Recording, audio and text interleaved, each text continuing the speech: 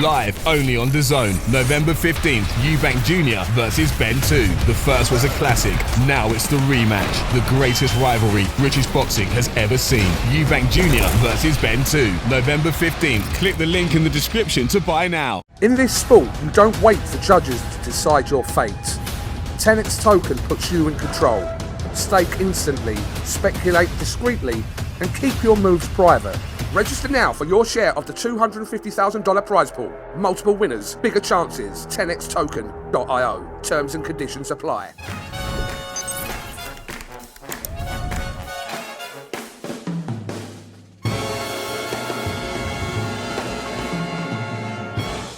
Kugan Cassius, IFL TV. BENN EUBANK final press conference. We've got to note this is pre-press conference because we don't know what's going to be said here today. Yeah. So let's make a note of that. I'm here with my brother from another mother. How you doing, Coop? Big Daddy Bunce. You're right, we don't know what's going to be said here. We don't. How do we know? No, we don't. I'm thinking something will, but I've been really racking my brains trying to think out what angle EUBANK will use for his attack and his assault. And I haven't found one, you know. I mean, if you'd have really thought about the egg, you might have got it, and the other insults you might have got. I can't think of one unless it's just insults. Right, so let me just make a point on that. You wouldn't have thought before the first press conference that EUBANK was going to come out with what he did. No, but we were told it was something.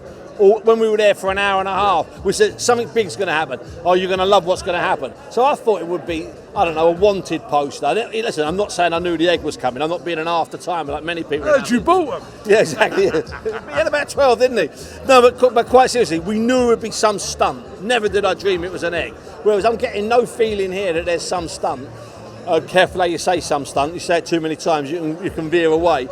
So I don't think there'll be some stunt here, but I think it might just be old-fashioned insults. And EUBANK's good at them, isn't he? I don't agree. I think EUBANK is going to come with a new game plan today. You know what the thing is? If he comes out in the same jacket, and then he pauses, and we all recognise the jacket, and we all go to each other, he's got the egg coat on! That's what we need, yeah. And then maybe he undoes the zip, I don't know.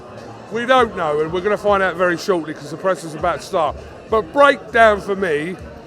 You can give me two possibilities if you don't want to pick the fight, but just tell me how you think it plays out. Well, I think the sort of the oversimplification this week, and I've been at all events since Monday, and it seems to be from everybody, it's going to be round 13. I'm not sure it is going to be round 13. When the dads met in their rematch, it wasn't round 10 or round 11. It was a whole new fight. It was incredibly intense, and it was a great fight. It just wasn't the first fight. So my vibe, to use a sort of modern expression, I'm certainly leaning heavily towards a repeat of that situation where we get a great fight, but we don't get the fight we had with the intensity, the ferocity that we had the first time round, because none of us expected that 12 rounds. We expected a really hard fight, but none of us expected it to be as good as it was. Every moment like a Rocky. Rounds 8, 9, 10, 11 and 12, all contenders for round of the year. The fight itself, a strong contender for fight of the year, even global fight of the year. We didn't expect that, and I don't expect that in the rematch, Coog. I really don't. I think we'll get great rounds, don't get me wrong. We might get 12 great rounds, but I think we'll lack a bit of what we had from the first fight. Because I tell you what, it hurt the pair of them. I mean, we know they both ended up in hospital, but those were just a superficial hurt. That was a painful fight. Something that's not really spoken about, the first 4 rounds of that weren't particularly great, if I'm being honest. No, it was intense. Intense, Absolutely. but it didn't really shape the next 8 rounds. Do you think we could get a faster pacing start to the second fight? I think we'll get a more sensible start from the pair of them. After 4 rounds, I had it 2-2, but it could have been 4. It could have been 4-0. It could have been 3-1 either way. They weren't necessarily very easy rounds to score. And what if someone boxes and he nicks those first 3 or 4 rounds? That's a massive lead to be taken into the last 2/3 of the fight. I think we will see a very different fight at times, not all the time. There's no way. I don't know. I'll tell you a recent fight, Lewis Crocker against Paddy Donovan. Lewis Crocker came out and did nothing that we've seen Lewis Crocker do, certainly not for 12 rounds, and he did it for 12 rounds by not committing, by boxing, but at the end, by about round 7 or 8, Paddy Donovan was falling apart. She couldn't believe Lewis Crocker did that. I don't think we're going to see either of these two come out and do something that controlled.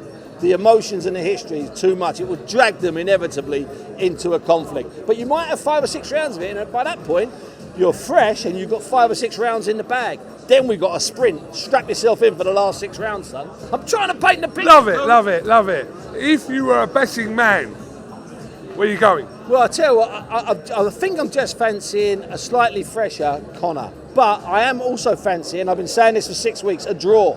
I like a draw. Because you picked up on a good point. Those first 4 rounds were odd. And the judges disagree on just about all of them. They're all over the place on those 4 rounds. We get a few more rounds like that, and we get a really tight fight.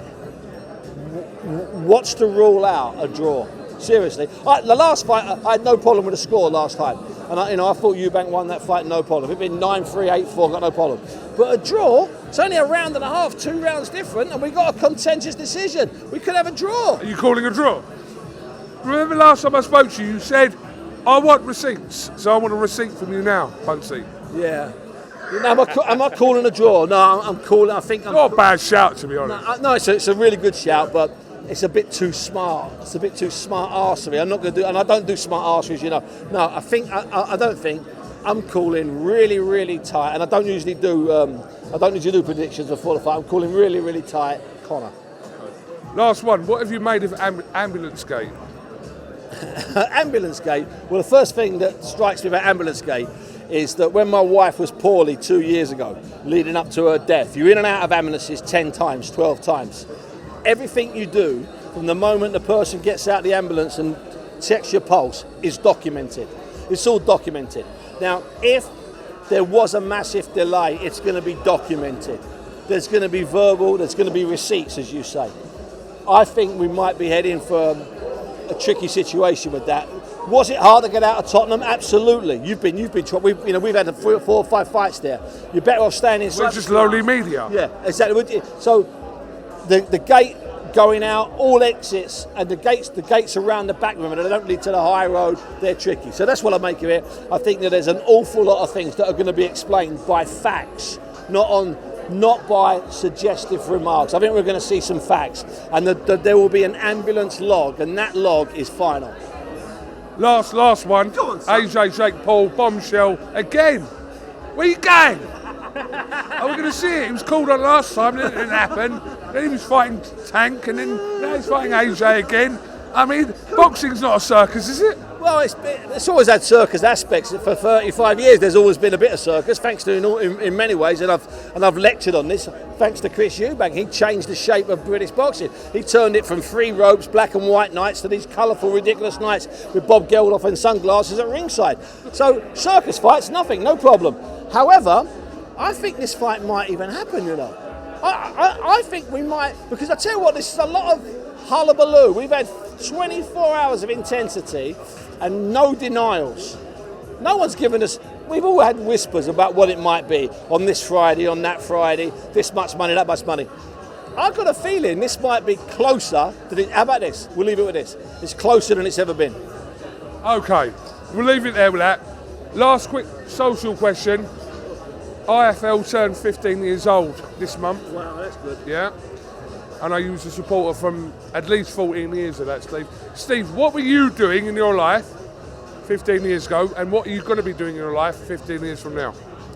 15 years ago was a hard time, because really hard time, because Satanta had gone belly up, and they used to pay me a fortune, and Box Nation hadn't come out, and I was in no man's land, going over to Matchroom once a week, sitting around and making things that we now acknowledge are pods that were being released on the Matchroom website, but taking like an hour to download a 30-minute pod. Then you guys came along and stuck a camera over it, whereas we'd been doing all these audio things like idiots. Same stuff you were doing, same stuff you did, the same stuff I'd been doing for years, except I didn't think like an idiot to put a camera over it. You came along and went, you know what? The audio's okay, but why if we film it and put it out? And like no one had thought of it. I mean, how nuts is that? So that's what I was doing. And what will I be doing in 15 years? You know what? I don't know. It's a strange old thing. Because I used to say to Steve Lidis 35 years ago, when we were surrounded by a lot of very old men in boxing, I used to say, Steve, don't let me work past 60. Don't let me work past 65. Don't let me work past 70. I don't want to be one of those old buggers who stands around at the back of the crowd waving at someone who we can't even see. No. If I'm here in 15 years, it's because I've got a good position. If I'm not here in 15 years, I'm up the mountain or I'm dead. Simple as that. Steve Bunce, thank you very much for your time, as always. Sport, you don't wait for judges to decide your fate. 10x token puts you in control. Stake instantly, speculate discreetly, and keep your moves private. Register now for your share of the $250,000 prize pool. Multiple winners, bigger chances. 10xtoken.io. Terms and conditions apply.